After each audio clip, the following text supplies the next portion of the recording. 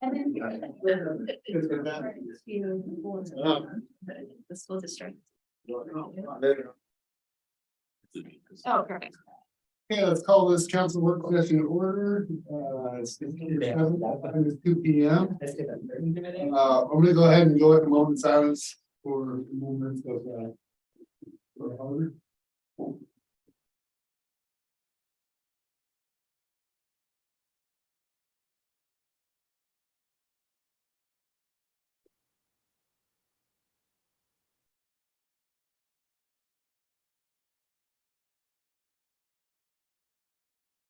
Okay. So let's go on to we'll open up to visitor comments. If you have a comment, please come up, take your name from the record. And we'll allow you to speak. Seeing anybody? No. Okay, first item on our agenda is employment and length of service recognition. Cameron Page with 5 years for the city of St. Helens. We appreciate Cameron and all he does. Working over there in our parks and keeping them looking sharp. And anybody else like to thank Cameron? Or you would? Well, I definitely would. I admire those. And we do, and especially with the shorthanding, is the parks, pace. And I think the parks are in pretty good condition considering the obstacles we face. Thank you, Cameron. Cameron's been he's been a great inspiration to others as he's come along and lead by example. And that's a good example. He's a wonderful addition to our parks, and 5 years goes pretty fast. He's done he's accomplished a great deal, and what he's really accomplished is respect from his peers. Thank you, Cameron. Yeah, thank you, Karen. Okay, our next item is introduction of a youth librarian, and I hope I say this, Erin Keeney. Perfect, nailed it. Yeah. It's gonna take a couple minutes to brag on them. I'll try not to be too embarrassed. Well, I guess I first want to say thank you so much for making this possible. I know there was a lot of grassroots support, but ultimately you made the decision and we're so grateful for that. And thanks to our hiring committee, Counselor Topaz, Lynn Pettit was on the committee, Brenda from the library, Shauna, thank you very much. And it was a fairly arduous process, but we got the pink order, I think, with Lynn or with Erin. So they're gonna start doing their story times the week before Christmas and the week before New Year's. And then we'll start with our regular story times on Tuesday, Wednesday, and Thursday, right after the first of the year. So that'll give them a little chance to get settled in a little bit and get to know the community. And by the way, the community has been, as you can imagine, wonderful. We've had tons of people coming in the library to introduce themselves to Erin. And of course, you probably know, you've probably had the same questions. When are they going to get started? When are we going to go back to story times? So soon. Just wanted to share that Erin has a lot of experience in Hillsborough and some other library systems, working with little ones, doing programs. They have some great experience working with teens, doing some special programs and an anime club, among other things. So we're really excited for them to get started working with teens and with families. And then bonus, they've also helped to establish a makerspace. So we've already got them and Alan working together to start some collaborations around kids programming. And you can look to see that, mid-January, once we all get settled in back from the holidays. I think that's all I wanted to say. Again, thank you so very much for your support and welcome, Erin. Thank you. Yes, welcome. Yeah, look forward to seeing what you can do over there with our youth, and I'm glad we were able to retain this position, and welcome aboard. Yeah, thank you so much. I'm happy to be here. Yeah. I'd like to say that she's been going through enough orientation meetings. Will get gray hair pretty soon. They're tough. Curious if you have any, and I don't have a chance to meet with you, but any other initial reactions to Everyone's been lovely. Families have started to come in. I've tried to introduce myself whenever I see parents, especially with kids, come in. The welcome has really been phenomenal. I feel very happy to be here, and I feel a sense of very much wanting to live up to the amount of support that the community had for this position. So I'm really eager to get started and start paying some of that back. Sure. But, yeah, understanding what we can do what we can and go on from there, but glad you're here. Thank you again. Yes, thank you for, look forward to, hearing about your programs and seeing what you do in the future. So you got a great, director there, so. We're a good team. All right. All right, thank you. Welcome aboard. This agenda's flying and I don't want to jinx it.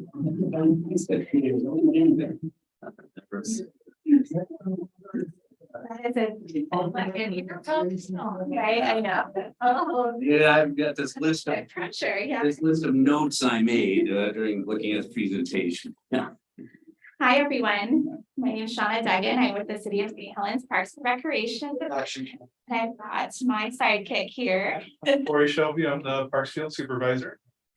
And today we actually have a special guest, Scott Stockwell from the St. Helens School District is here. So I would like to invite him up for a few minutes to talk about the partnership that we have with the St. Helens School District, because we just celebrated our 4 years of signing our IGA together, and hopefully he's wanting to do another one. So this might be Yes, it. absolutely. And Shauna said that she was gonna speak and, talk a little bit about Park and Rec, and I knew that our IGA was coming due, and I thought it'd be just a great time to thank the council and the city for the partnership. It came together as a way to not only support our youth, but support our entire community. Does a great job, in my opinion, of saving taxpayers money, because we get to use the school facilities to host all sorts of events. And I know that the Park and Rec has expanded as well. And I want to see that continuing, and I'd like to see it grow. I have some big visions. I don't know if we can make it, but I think it's a direction to go where we have all of our schools being utilized every night by our Park and Rec, from youth soccer out on our synthetic fields. I would really love to see us move towards more intramural programs after schools for our kids, but also for adults in our community. And what we know is providing additional after-school opportunities helps engage kids and keep them in school, and the more we can do that, the better. And I also strongly believe for a strong community, we have a strong Park and Rec program. And I think Shauna and her team does a great job.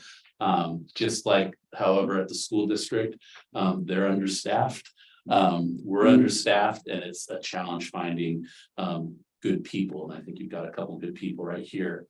And I would be interested in anything that the city is willing to do as far as expanding the Park and Rec program. With the new construction that we have going on at the high school, it's being set up, so it'll be a fantastic facility with gyms and the theater, as well as a very large commons area, so we can not only have events, we can have meals and concerts. So it should be a great venue, not only for our kids, but for our community. So I really want to encourage you and thank you. Anything we can do to continue to growing that program.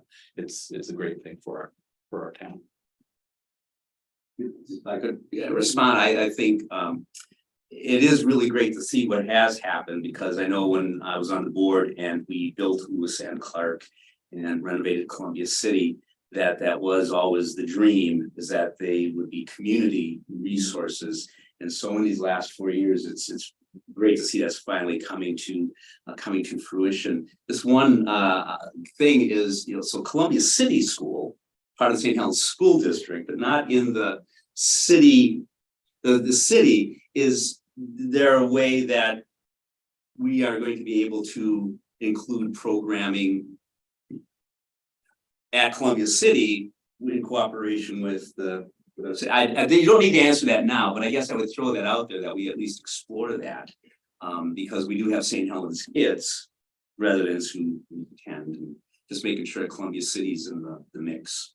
So just, sorry, but, so Columbia City kiddos actually get bused over to our after-school program currently, and that's something that the school district is so great to do for us. And so we have our one after-school program that is consistently every day over at Lewis and Clark, and all this schools from St. Helens and Columbia City bus there, but we would like to create additional programs in all the school, but it just depends on staffing right now. And right now with our after-school program that we have at Lewis and Clark, we are at max capacity. So it'd be really great next year to explore maybe starting, because that was our goal, is to get that to max capacity. So then we can start going into the other schools and hopefully one day have an after-school program at each of the elementary schools. Yeah. Yeah, I do understand the kid Yeah. bus, but again, there is And we still will be at the building quite a there. bit for basketball, because we are going to be using that gym a lot, but yes, yeah. And it's already out. Okay, just, yeah, but no, it's great. That is happening. Well, I just want to say part of the reason why we purchased that new building and behind high school was to foster that continued relationship with the school. So I think that's our vision. So I think we're on the same page. Yeah. Yeah, fantastic. I have several comments years ago. Probably 10, 12 years ago, I know Kathy Payne could verify this, but I would continually bring in Sandy's, the city of Sandy, because I would be working up at the mountains on the weekends and come through Sandy. Some of our employees, some of our ski instructors, as a matter of fact, one of our ski school directors lived in Sandy, and she became the Parks and Rec director of Sandy. And I stop by and see her every now and then. And she gave me a pamphlet of 25 pages about our program. What I thought was interesting about that is that the people who were teaching those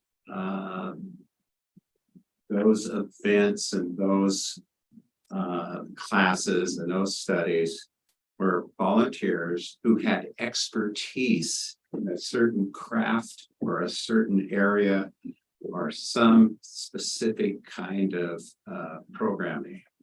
She had all those listed. Seems like there was hundreds of what they did and what they were willing to do and teach a class. There was maybe a $10 fee for airing a program, whatever. And she said, there were so many things that were happening up at the mountain from people who lived in Sandy who could offer expertise in day hikes and this and that and whatever. And so I just think that the key to a very healthy city is having a phenomenal amount of stakeholders in the community that knows their community and knows some craft in the community. I could imagine, and I know the mayor is a very giving person, and he would be one that would want to take some individuals out to learn how to salmon fish, what kind of bait to use, this, that, whatever, even though mom and pops do that a lot, and uncles and aunts do that a lot in the community. But there's expertise that everyone has on this council that could give if we had an avenue to do that. I see that as something that the rec program could take on and facilitate in the future.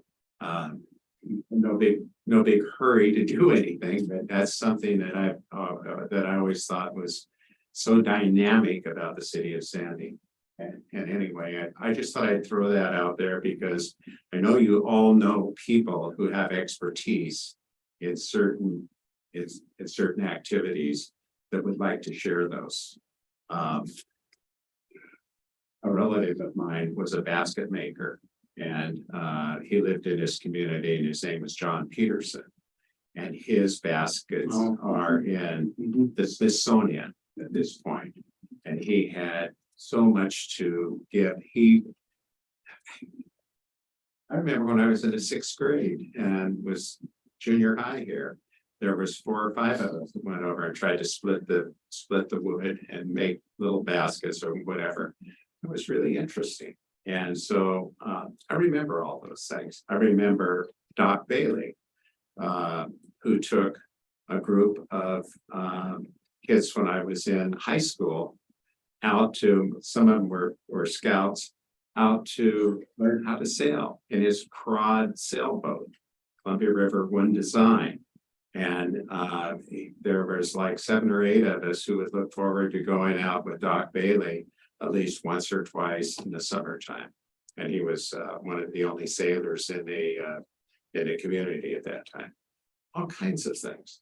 Would I take skiers up to the mountains as in my retirement years from here? Unbelievably, yes. I would drive them up and bring them back if they were so inclined. I had a teacher at St. Helens High School by the name of Mr. Gertis, was a shop teacher. He and Dave Kosher, who coached here at one time, me up skiing maybe 4 or 5 times. Mr. Gertis said, why don't you make your own skis and shop? So I made my own skis, put metal edges in them, did bindings, all of that. He helped. He was quite an inspiration. He inspired what I do today, of what I love today. He inspired and put a passion into my soul. And I'm still doing that, and I love doing that. And so it all stems from high school. It all stems from something like a rec program. And so that's my message. And I appreciate that. And I'll speak a little bit for Shauna and also the power of a teacher. We've done a little bit of that. I believe we had a teacher do a fly time for us at the beginning, but it's bringing people in and getting the word out as we're coming out of COVID and people are a lot more comfortable. But you mentioned Mr. Gertis. He sadly just recently passed. I don't know if you knew that, but he moved to Minnesota, and 2 years ago he came back to St. Helens and we gave him a tour of the new shop, and it was kind of fun to do that. He got to meet the new shop teacher, and he said many kind things about his time in St. Helens. So I think that's a testament to our community, and it makes me happy to hear that he made an impact in your life too. Anyway, thank you for sharing. Yeah, Share that, awesome. because I've seen that as a vision. And Yeah. you mentioned the word big vision. Yeah. Yeah. I really Yes. like that. And I'll touch a little bit on the points that you made, Doug, with that sort of partnership as well. And we could in the report here too. So did you have any? Okay, good. It's like the state that I would take about fishing, but it requires a blindfold. I mean, No GPS.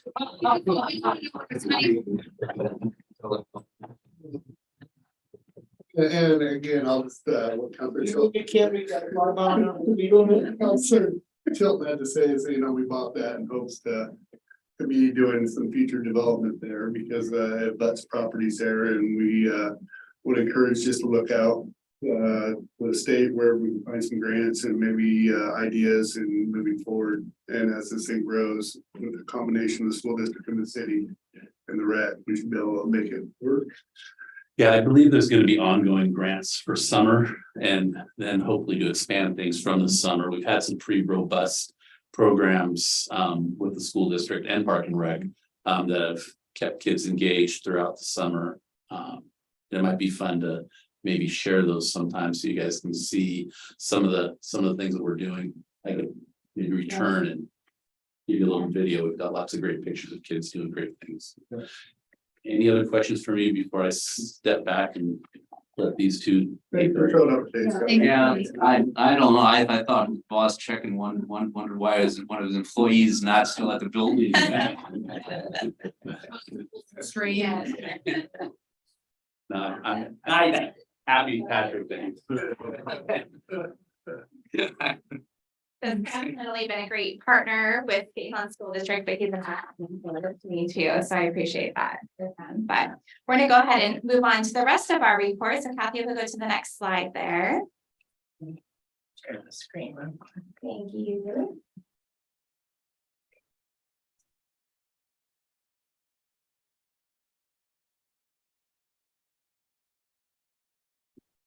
Looks like it's snowing out there, but it's leaves. Tomorrow's the big day for the leaves. All right, so here's our park and recreation by the number. So we have 13 city parks with over 135 acres, 2 recreation facilities now, 11 sports fields, 4 other city facilities that we do the groundskeeping on, such as the library, the police station, and those include the 2 rec centers as well. And then we also do some stuff down here at City Hall. We have 3 full-time park staff and we maintain 8 irrigation systems. We have over 500 programs since January 1st, 52 volunteers and instructors. A new league we manage for co-ed men's softball. And so talking back to your point, Doug, we have 52 volunteers that we've kind of fished in to our program and hoping to expand that more as things open up more and just really creating those intergenerational relationships.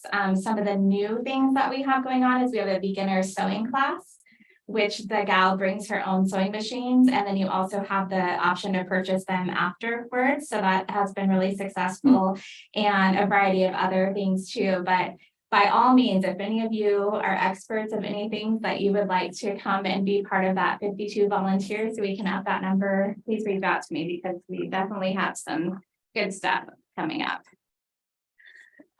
So our efficiencies this year is utilizing staff where needed and providing additional office support so that park staff can focus on other tasks. So Tori's definitely out in the field, a working supervisor, so you won't see him answering or having to do ordering and things like that. That's what our Parks and Recreation admin does. We look for combined opportunities for grant funding. So not only program based, but ones that maybe it has a program element, but we also can buy, like we bought a drag for the softball fields because we were able to use those funds for the program and also for equipment. We have a more streamlined approach for work orders and ordering. More public outreach with volunteer events and joint programming. Scotts Bay Watershed Council is a huge partner with us that we have the IGA with, and they create a lot of opportunities for volunteer events, as well as our amazing Parks and Recreation Commission that we have, and they do work parties, and there's just been a lot of outreach for that. And Tori can tell you a little bit about program, sorry, I'm jumping ahead. He'll tell you about it in just a minute. And then a joint effort in creating spaces and programming for citizens. So we have a few programs upcoming that will happen at the parks. We have one that we want to do like a hanging basket type of thing that's actually done over at like the parks office to kind of get park staff involved as well with the citizens. And what does grant and sponsorship money mean for St. Helens? So not only does it mean that we get to buy things, which is awesome, but we also get to create jobs. So we have created a lot of jobs for our high schoolers, and they come in during the summer mostly and work with us through our summer programming. One of the things that Scott was talking about with some summer grant funds from the school district is they allotted us 8 high school staff. What was that? Oh, I'm sorry. They allotted us 8 high school staff to work with us over the summer, and they paid for that. And so that was really awesome because they were able to work in the morning with the school district, and then we folded in our program in the afternoon. So the kids had an all-day care experience. And so that was really impactful for those youth who definitely needed some place to be during the summer. We locally source our contract instructors. For example, we have a contractor out here that runs a business called Vertex Gaming Company, and they do a lot of VR type of experiences, as well as they do our tween and teen nights for us. And what that means is they come into the rec center and they set it up for an experience for the youth. And there will be video games like on one wall, there'll be VR in the gym. They'll have basketball going on. They also have board games. So the VR kind of pulls the kids to come to the events. And then the other stuff, you'll see them playing like Jenga or things like that. So it's not all video game based, but they start doing their other types of games as well. I mentioned Amy Nevitt with sewing classes. So she is amazing at her skill that she has, and she repairs sewing machines so people can buy them too. So that's pretty cool. We've done cookie decorating classes, paint classes, and hopefully to expand that to more things. Increase offering for various interests. We also try to locally source products for programming as much as we can. For instance, we order our uniforms locally. If there's a chance for us to buy from small businesses, we do that. So we try to pour that money back into the community as well. Facility upgrades and equipment, and then it also helps us lower user fees for the programs that we do offer. I accidentally skipped this page. Thank you. That's okay. And so this is our Parks and Recreation. This is just recreation grants. We haven't gotten a lot of parks ones in the last year. Partly because we have those two big ones that we're still finishing with the, well, they're closed out, but we still have a few things that we're doing over there with the sports courts and the park. And we will be working with Jenny Denshow on some more grant opportunities, such as for the urban trail and for the Campbell Park playground and things like that. But this just is a snapshot that we've gotten about 356,000, and that doesn't include the ARPA funds too. So we've been really trying to apply for grants and apply for ones that we can also manage, because there's a management piece to grants that is pretty extensive as well for some of them. So our 2022 successes so far. So we've been able to build stronger partnerships with our local organizations and nonprofits. You heard from the school district already. We have a really good partnership with Griffin's Place, which offers activities for folks who are intellectually or physically disabled, or have physical or intellectual disabilities, to come in and do programming with us. And what's exciting about that is they are the experts with inclusive services. So we're able to learn from them and also partner with them on things that they're offering. We have a partnership with our Northwest Regional ESD, and you'll see that we've gotten a lot of grant funding from them. This year, we were able to hire a 10-hour-a-week staff person that worked with our 0 to 6-year-old kiddos from a grant that we got through Northwest ESD. We reopened and maxed out our after-school program after the school closures. I would love to expand to other schools and also before school care, but there's a lot of things that have to go into place to make sure we have enough staffing for that. And right now we do it all at one place, because that way, if a staff member called out sick, we still have enough people to sprinkle in where needed. We reopened programs due to the COVID shutdowns. We've had a soft opening of the new community center. We are planning on doing a bigger opening. We just got everything signed off for the permits, so now we can have more people in there. So stay tuned for what that's going to look like. And then we've updated picnic tables, trash cans that are easier for staff maintenance and visually appealing to the community. And then we've also utilize shared equipment, staffing, and resources with all the other departments. We created a high value list of accomplishing some projects that we have been pending: concrete dugouts at Campbell, bench projects, finishing up some work at the new sport court and playground. And a few of the other things that we did is we updated the Lions kiosk in partnership with them. So we're looking at a lot of the things that are just deteriorating in the park, seeing if there are things that need to be replaced or we can take out, and what that looks like, and then what sort of partnerships. And a new disc golf kiosk by there too. There's a new disc golf kiosk over at McCormick. So we've also been in collaboration of projects with service and user groups to help Parks and Recreation Division utilize their resources effectively. And I'll let Tori talk about one that we just recently did that happened to be with some folks from the school district. Yeah, we had the freshman class, all the science teachers got a hold of us, and they had to find something to do for the kids for the day because they were doing testing. So we came up with a plan of having half of the freshman class doing a project over at McCormick Park. The other half was over at the rec center doing like kind of fun games, but we were able to pick up trash. We got sands put out on the volleyball court. We got new rock around the disc golf course. There's little pads. I mean, they got quite a bit done. Well, there's a lot of them. So all the trash and everything was big. They also found a bag of kittens which they were able to find new homes and turned into a good situation, but it was kind of interesting. All the future with a kitten, it was like a great experience. So that was a nice thing to kind of tie in that freshman class with knowing why picking up your trash is so important, because they got to really experience what that looks like when you don't and what impact that has. And there was 120 kids there. It was over 100. I think I remember. So Free managed that day and he did excellent. So if he ever says he doesn't do babysitting, just. We, so communication and partnerships with the school district for out of school time activities and spaces. So we have that IGA with them that we use their spaces for free. They use our spaces for free. So that's pretty impactful for all of us.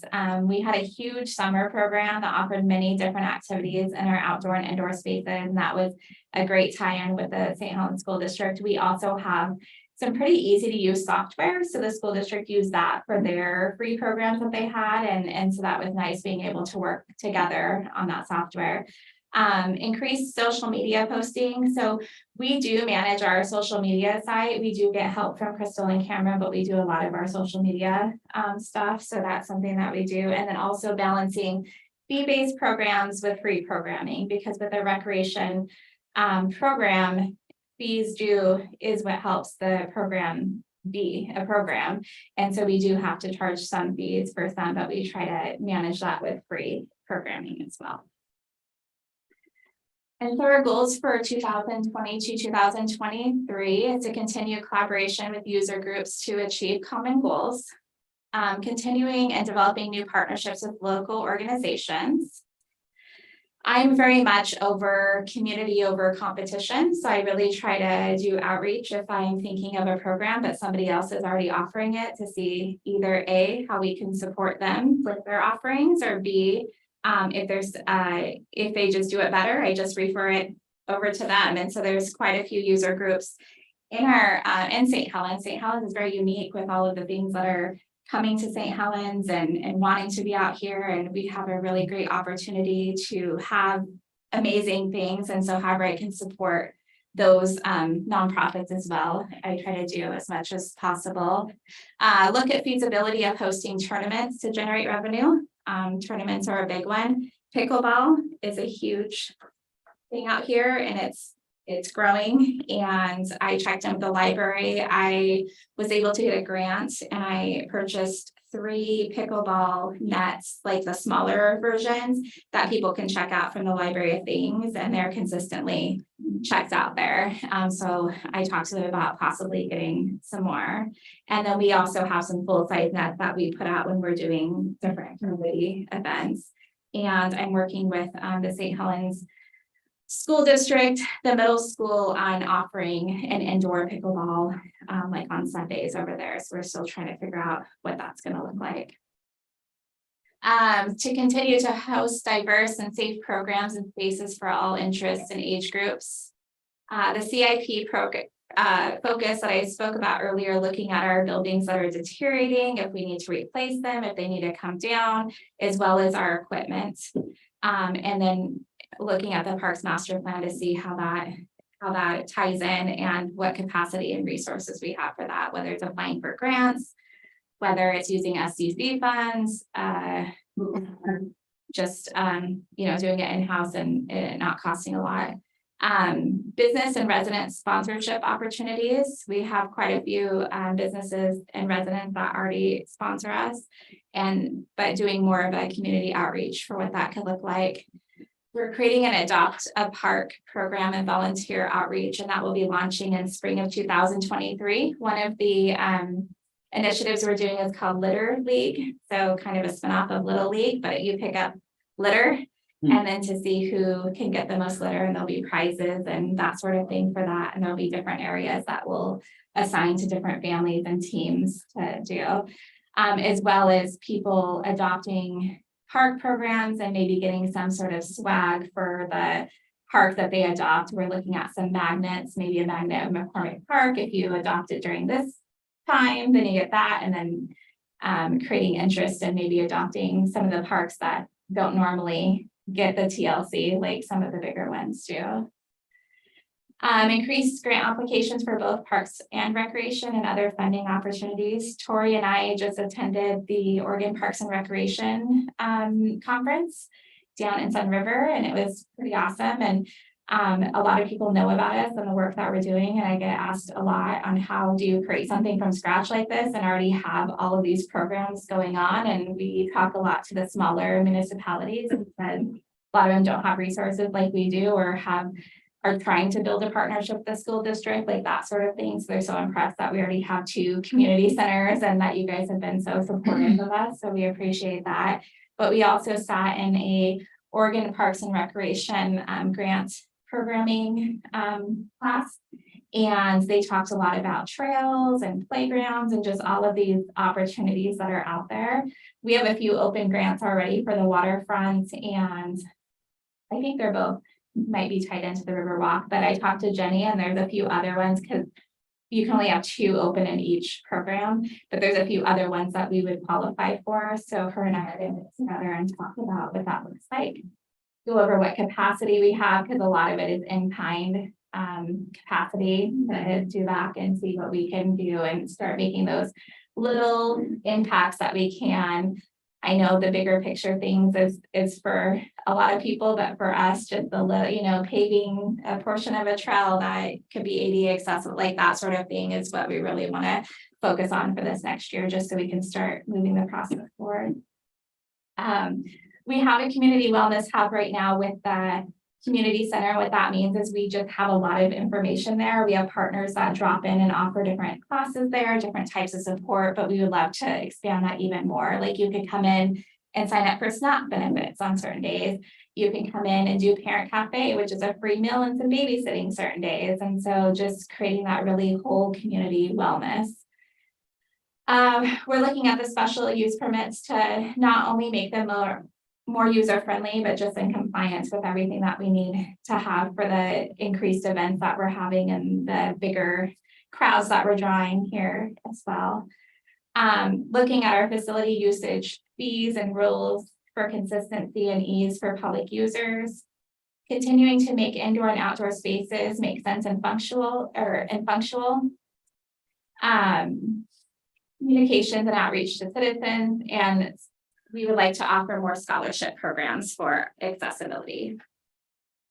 So lots of goals. You ready for this year? And here is our McCormick Park. I happened to capture that picture one day with a rainbow over it and thought it was pretty awesome.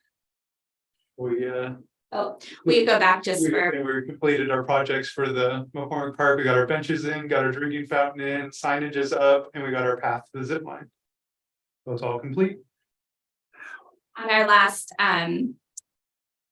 presentation, we had those for being upcoming projects. So, so this is our why. Our why is we're building community through activity. So just looking at the different pictures, there are all sorts of different activities that we're doing.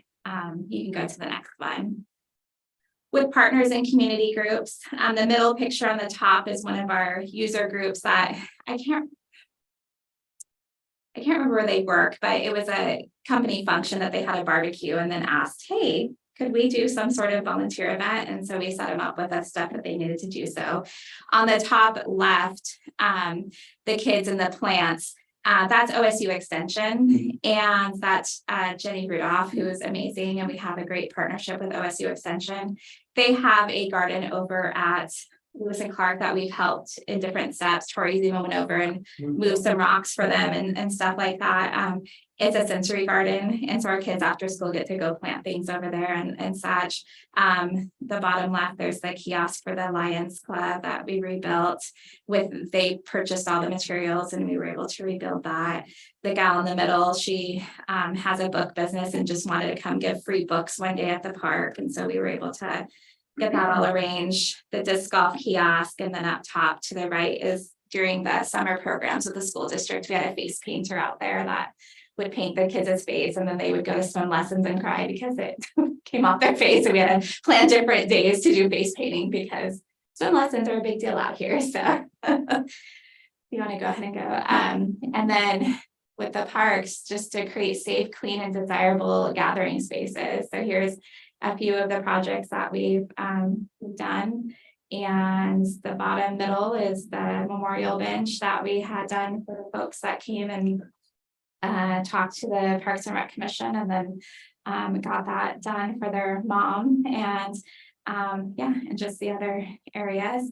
And then we are, you know, the school district has a whole school, whole community, whole child, and we very well believe in that too. We believe that it starts from the community all the way into the home, supporting parents with different things, supporting small businesses, and that's what creates the whole community to be a growing, thriving community. We're excited that we have a part in that. That's it. Do you have any questions for us? Yeah. You've got a very good park system. You've got things like restrooms. We have a danger that's arriving, or looks like it's going to arrive from Portland with the homeless. What plans do you have to protect the parks from, let's say, unwanted use? So that's a great question. Right now that we're developing those plans, we actually have a meeting coming up with Rachel and a few other stakeholders in the city for what those plans are going to look like. So we'll definitely be reporting back with what ordinances we're going to put in place and plans. I am confident with my park staff that they'll stay within what our guidelines are and laws are for moving people along when they need to move along, but we just need to really have a clear understanding of what that is, because there's been some different information out there. Yeah, I go ahead. I was gonna say, I see it's on the agenda for Parks and Recreation meeting. I think Jacob's gonna be. Yeah, so Jacob's gonna talk more about the spaces and what spaces could be affected. So there's quite a few different things that are coming to a gathering with it, but as Yeah, and I also think the planning commission with their committee working on that to help the council, so that I know, you know, we as a council, we backing you up so that you're not, Yeah. that. Yeah, so You're I backing think it up it's a that. great framework that's going with other cities too, and within our own internal stuff. So I think there'll be more reporting coming to what our part in that is, and what we're allowed to do, and the way that you guys want us to move forward with that. Yeah, We'll keep in mind. yeah. But as of for now, when we're in the parks and stuff and people are doing things that are not to be in the parks, we're very kind, move them along, you know, to where we're not having that. We don't have a lot of issues. And we're hoping that we can still create that same customer service and be able to handle that. Something that. Well, yeah, I don't want to appear to be heartless or anything like that, but we do have an ordinance that suggests and says that there's no camping in our parks, point blank. No exceptions. Yeah. Okay, so I don't know if, you know, if you have, if in, I really wasn't listening to your response clearly about what you're going to do about facilitating this question about homelessness. Yeah, so my answer was that we'll follow whatever ordinances that we have in place, giving the best customer service that we can. But we are working with a group on what that's gonna look like, because I know even with the ordinance in place, there's been some questions about what those look like, and make sure that we're following the laws for what we need to be. There are other areas other than our parks, Mhm. other alternatives other than our parks, and I Yeah. specifically addressed parks. That ordinance, that's what that was for. Yeah.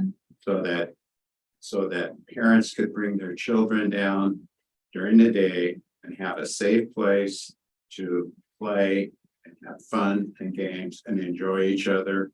That was the impetus for having, instilling that ordinance. Yeah. I just want to be really clear on that, because I think that needs to be said when your committee gets together, Yes, that parks are protected, and somehow you're involved in this, and I hope,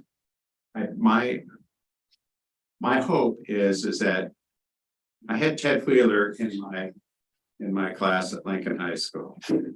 And I hope you don't go the same route that Ted went with Portland as a mayor of city of Portland. And allow the parks to just be run over by a tragedy. Homelessness. And it's more than homelessness, it's mental illness, a lot of it. I mean, anyway. Yeah, so my stance, oh, go ahead. John, Yeah, just to put this issue in context, at our next week's meeting, the joint meeting with the commission, we're gonna be talking about the strategy. Board and all the, and not so resolve the issue, it's to talk about the framework of how we're gonna move forward and have stakeholders and, you know, kind of work through this very complex. Don't invite me. We're not off the hook completely. One of the things that should be copied and have in place right now, the library has kind of an operational system, if you would, how you handle people who are not quite following the rules.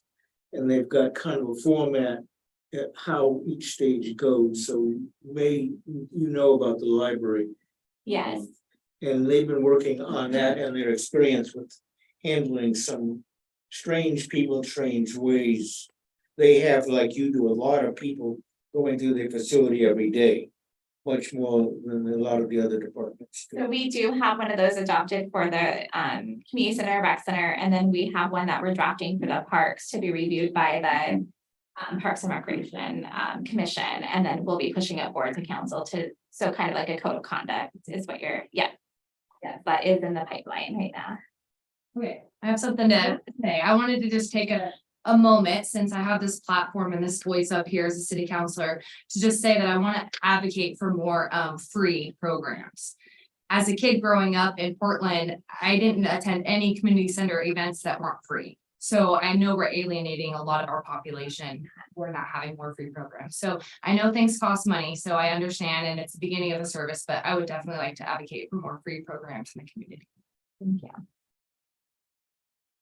you. Any other questions? All right, thank you, Tori, Chuck. Thank you. And Stockwell, always good to see you. See you too. I'm gonna slip out. I've got a conference in Eugene I'm headed for. So, Yeah, we'll go on to our next item on the agenda, review the denial of a facility license, our city code enforcement officer, Everardo Medina, come on up. It looks like you got some backup, so. Damon was out there with me when I did this inspection, because it was my very first one, so I was like, I gotta nitpick his head. Yes. Just to get an idea how to do this, because I had. no I think idea. it looks like a Yeah. well-written report, so Yes. I appreciate that. Okay. Yeah, no, Thank you. so. sit. Oh, You can sit there and get light. Feel for, relax. Well, right. again, my name's Everardo, I'm code enforcement here, and you guys have read the report. Yeah. I just don't believe the animal facility license should be granted because of just the complaints that were received at that residence. I went out there one day and I mean, the lady was just not having anything that I was trying to explain to her. I was going out there just to kind of explain to her the municipal codes on dogs off leash and just dogs being kind of a nuisance. Well, I'm not gonna go into the detail with what she was saying to me. It was very using lots of foul language, was not receptive of anything that I was saying. But I was still able to address to her the main message to apply for a facility license, and so she did. Myself and Officer Coy back there, we went out there and did the inspection, and just the house was pretty much a disaster. And I believe those dogs aren't safe there. Their health is at risk, and that's why I believe that the license should be. Well, I agree with you. Likewise. Are they her animals? They're her animals. Yeah. Yeah, and lots of neighbors, I mean, I've gotten complaints from the neighbors that they're out and about off leash, scaring them. You know, some of them apparently have been bitten in the past from them. So more and more reasons for not to approve. An overall observation. So far, the problem is, let's say, unsanitary conditions in a house, animal problems. Does it look like the facility may just become run down and put a blight on the neighborhood? Well, the House taken care of very well. The house is- Inside and all that. I mean, the outside of the house looks fine, it's just the inside, when you walk inside, it smells like urine. Feces, you walk around, you see the carpets, there's like tarps covering the floors. You can see that there's urine stains, I mean, it's, you walk into every single room and it smells like urine, and it, So beyond animals, the health problem at the home, when you're a rough inspection. you could say that, yeah.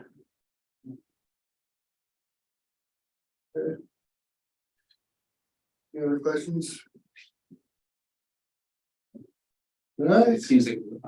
Well, Started me a story when I was different city, where the headline in the newspaper was city manager to sniff out cat fight. A lady that, there's like 50 cats in her house and all the neighbors are complaining about it, want something to do it, so. The council in their wisdom tasked me to go out there and now to see if it was offensive. I sympathize with you. well. Yeah, and it just, they. At your fill of meow mix, right? And it's funny too, because like it's like I said, but my very first one, and I had Officer Coyle with me. And, you know, there's denial, my very first inspection is a denial. I've heard lots of good things about how professional you are in the community, so I appreciate that. Thank you. Yeah, so I mean, so the permit is denied. Then there's still the status of too many animals Right, in and the that's. house, and then That's what why, and then that goes to another. Well, that's no longer a code enforcement issue, or is that a continuing code enforcement, or so? Without a doubt. Yes, no. Go by the book, because the book is your Bible, and that's what you stand by when you're in court. So council will need to make a motion at tonight's meeting for a while, and then I will send her a letter. And she either needs to come up to compliance, and you'll do an inspection again in 2 weeks to see if she's come into compliance or one of the dogs that left. Yeah. See where she goes from there. Okay, Okay. thank you.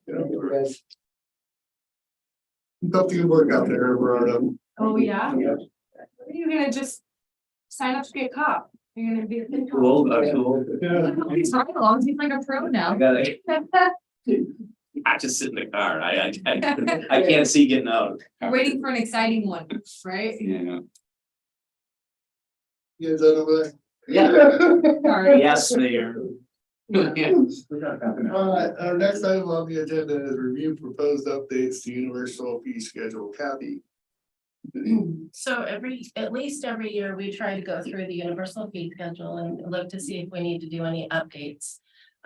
Some of the fees I moved from one place to another just because they seemed more logical in one area than where they were. On the miscellaneous fees, the photocopies and printouts, we didn't have them as per side, so we just fixed that. Let's see. The library has, they have a different fee set for their photocopying, so we added that into their fee schedule. And in municipal court, the community service fee, they don't actually administer that fee anymore. So we got rid of that. And that's really just about it. Basically, we're doing what we did last year. Yeah. Simple enough. Easy enough. All right, good. Moving right along, let's go ahead and get our administrative report. All right. John Walsh. Okay, It was a big note on newspaper in the written. So it was really embarrassing. That's funny. I knew you'd flip it. I challenge our local press to be creative.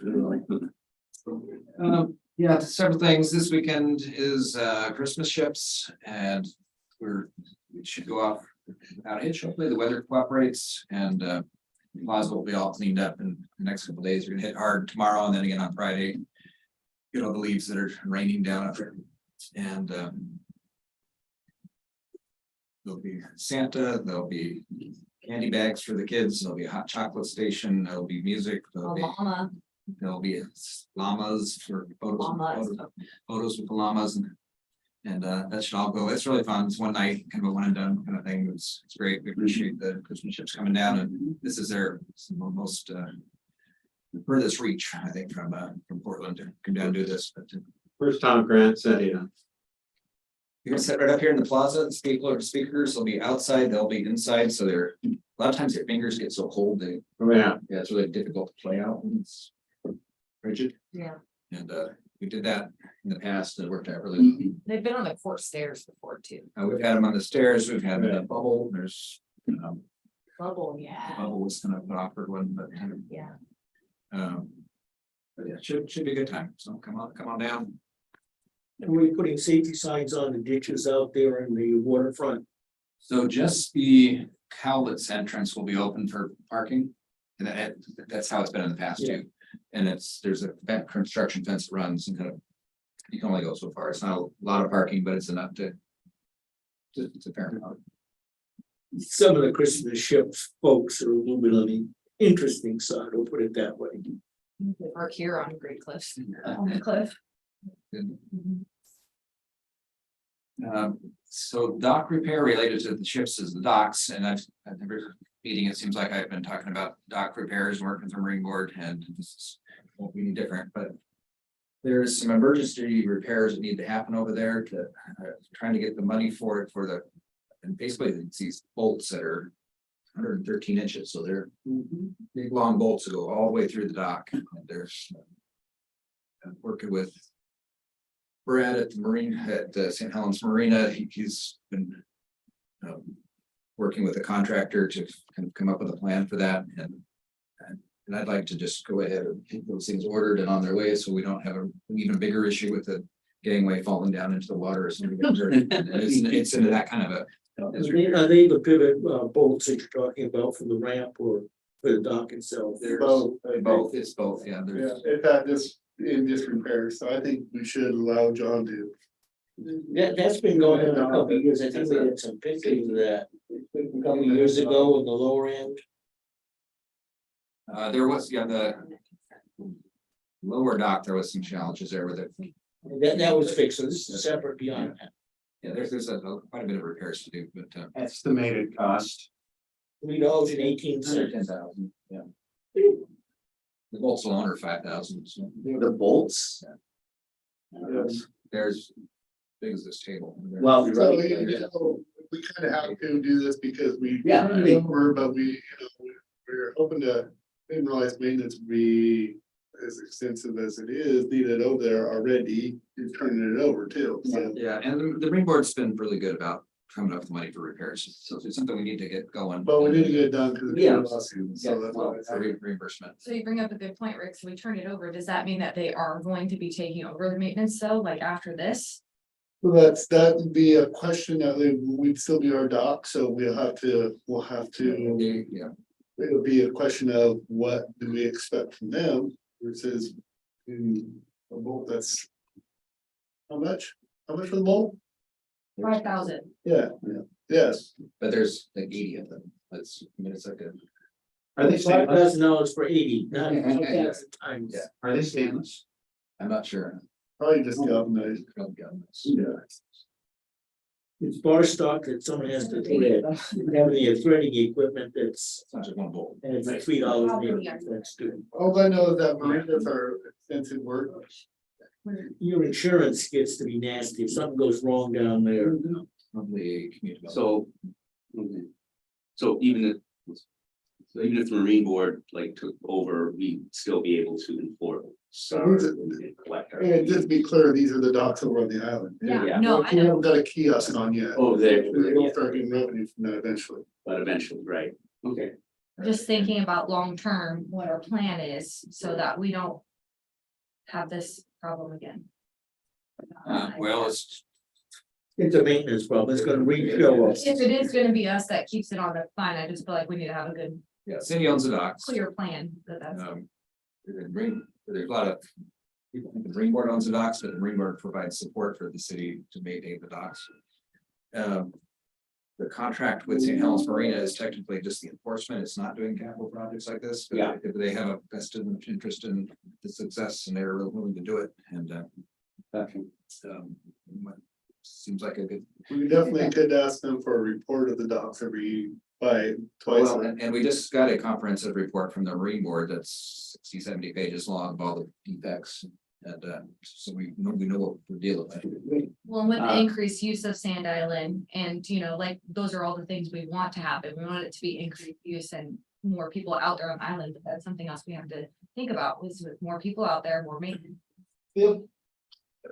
It is an interesting question about who does the maintenance and who does the custodial work. And it seems to me like the city does the custodial work, the reporting, the daily kind of things that Brad does, or can do. And when it comes to, major maintenance repairs, it's so obvious that the Marine Board should step up to the plate on that. I think it's a perfect partnership if the language is, if we can draft something with appropriate language, that there's definitions of who does what and who pays the bills. After all, whoever owns a boat pays what?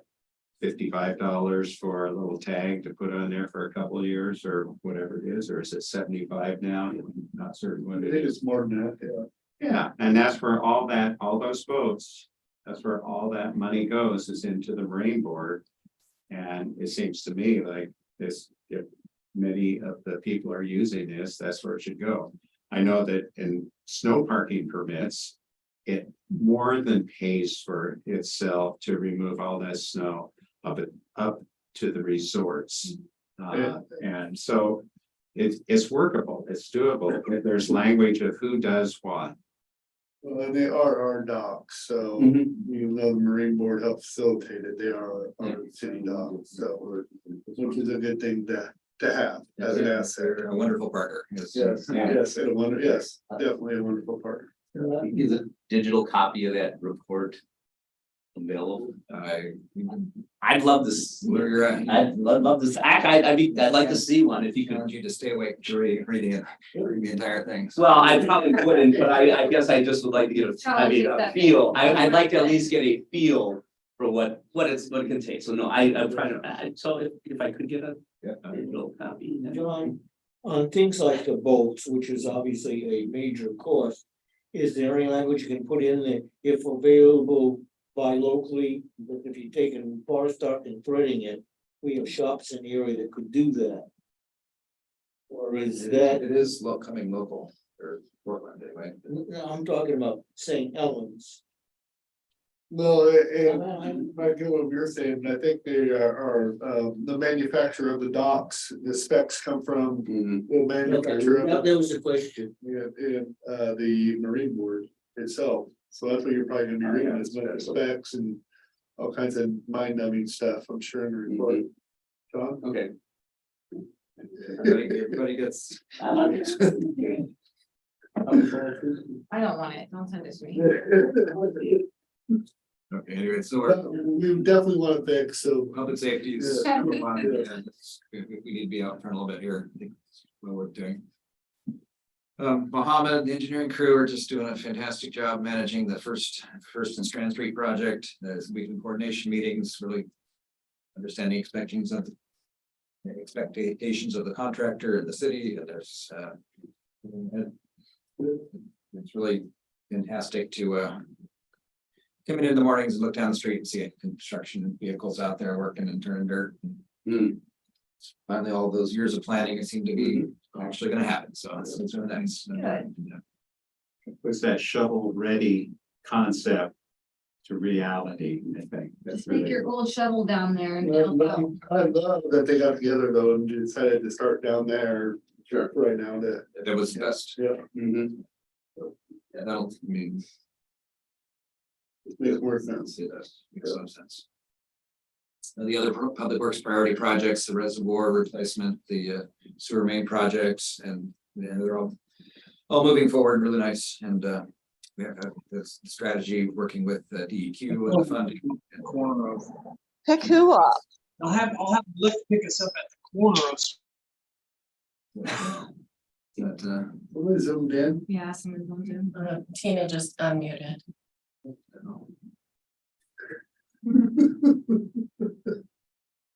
Our broadband project, the municipal broadband, the folks that came and gave us a presentation, have been doing a little bit more work with them. They brought in some private equity partners. And it really, the business and economic case that we heard back, a few months or so ago, when we heard that presentation, has attracted some interest. So this is potentially, if there's the right amount of public and private partnership, that the operator comes to place, this could be a really viable alternative to internet options in the city as far as fiber to home. I mentioned the Joint Planning Commission meeting next week, and we're looking forward to that. The House Bill 3115, the Shelton. Basically, it's a sleep and lie. Or regulation is imposing upon us is something that we'll talk about that strategy and other things. Main Street's going along nicely. We're gonna have a year-end kind of quarterly check-in meeting for our MOU to talk about there's. Yeah, I accidentally missed those last one, but I made every one. There's one coming up before the end of the year. If you want to. Maybe relay us onto that would be great. Yeah. It was just the other night, I missed it. Last Tuesday. Tomorrow afternoon and Friday, I'll be in Salem at the League of Oregon Cities doing the new director recruitment and a board meeting related to that. So, Oh, yeah, big man right here, yeah, the board. yeah, well, Senior board member. there's only 3 members of the 20-member board that are appointed managers, and the first year you don't get to vote. So this is my Get some food. So this is my 3rd year, so I move into the senior slot That's position, right. so you can get on the executive committee, and it's gonna have to get the big seat at the table, so it's Big deal. a big deal. We're with St. Helens is well represented there. The next president of LOC. I've been waiting for them. Right there. That is not on my bucket list. Jesse is going to nominate. Oh, yeah, I'm gonna nominate. Nominate him. Probably kill me. I think some of this I'll save for the next meeting, 21st, but Play holding out. yeah. Yeah, but anything for executive session?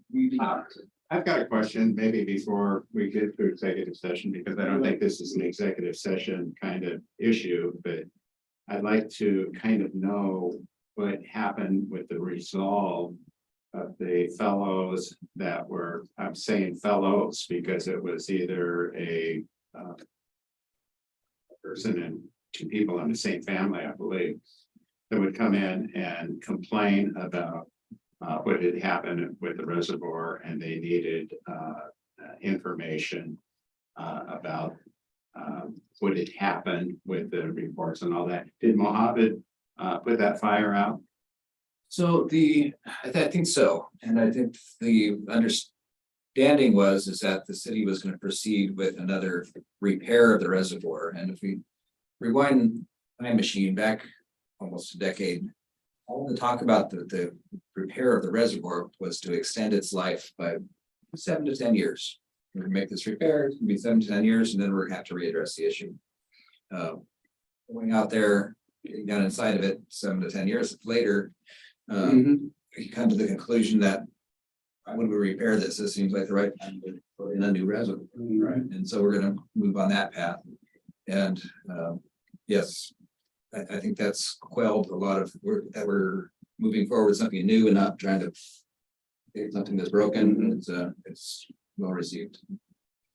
And if we go back 10 years, it was a time of economic drive. Yeah.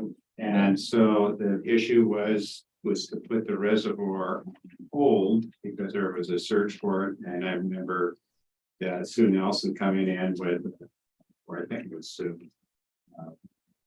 multi hundreds of thousands, it wasn't multi-million-dollar search for property for a new reservoir and how we're going to get out. It was a big discussion, and so we motioned at that time to put it on hold for 10 years so that we could keep our budget going. And so this is where we're at now. It's kind of I totally agree that it was all patchwork. And it is time for a new reservoir. And that reservoir can sit right within that same footprint. So Fit in the footprint. and that has been planned for. That's what's being contemplated, right? The problem with the repair, it actually made the reservoir condition much worse. There was just a lot of bad engineering. And whatever you have to do to that thing, you gotta wreck it, you gotta clean it out. And that means you got a big hole, you might as well put another reservoir in right there. Oh, a skate park. No, they use the reservoir it is, it's got some good concrete for a skate park. No parking, no. Yeah, just as long as it isn't sliding downhill like a lot of other things are in our countryside nowadays on side hills. Okay. I was wondering if you have heard anything about the pellet factory that was looking at. Jansen, I haven't heard Oh, any so recent factory? updates. Jansen, Is that the name of the? their pellet stuff, yeah. I sent you something on the, just status of the finance director recruitment and. Yep. Extending to the 19th, but talking yesterday with a recruiter, they want to go to the first of January-ish. That's. Are there any bites out there? So we have some bites, we need, in fact, have enough to have a pool of applicants, and it's kind of a concentric ring where you try to advertise close and get a little further away and a little further away, and how far away we're tracking people. So even if we, get good candidates, we hire someone, we're still coming up on the budget for the next fiscal year, what's the impact? I mean, even if we have person, boom, in line, they're gonna be new to how, so like, what is the possible impact on how we approaching the whole budget? We still got like a 3 months to get familiar with everybody and start meeting department heads and everything else and diving into, I think John Ellis is doing a wonderful job. Well, yeah, Or, but we only have John until. Well, and he is his kind heart, and he'll come back and coach. So you're gonna try to put in the market. I mean, he's, We are proposing 6 months. a 6-month extension on his. so, and he's, okay, I mean, that makes me feel good that he's willing, or I hope willing to do that. Because that makes me, because I was wondering, oh gosh, it was his contract at the end. And it was like, it's temporary and that he is. yeah, I know that, but I just want to make sure that, yes, we had a kind of a seamless transition, and to have John be able to do that, makes me feel good and confident that we will have a good budget process and a good budget.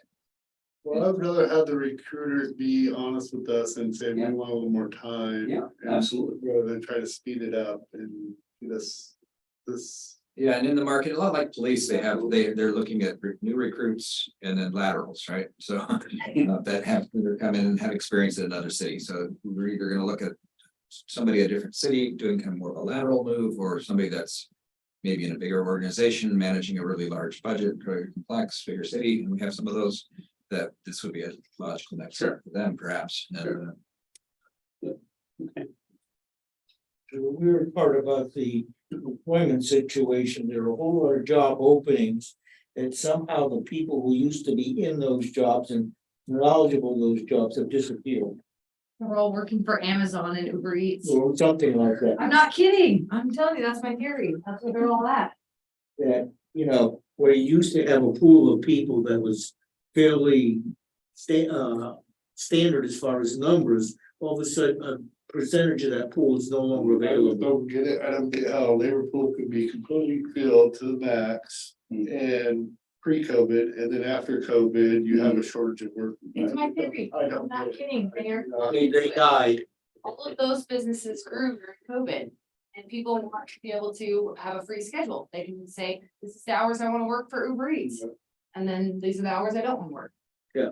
Make the same amount of money as at a restaurant. Well, I didn't look into Uber Eats. This is a major problem in the labor We're out there right now. Go into something there. I know, I have to be. We interrupted John. Yes. That was my wrap. Okay, so we have nothing to executive session, so. Jeez. It's been really slow lately. I feel like we're gonna get hit by trains soon. Ready, get out of here? Yes, sir. The Say that too soon. new business is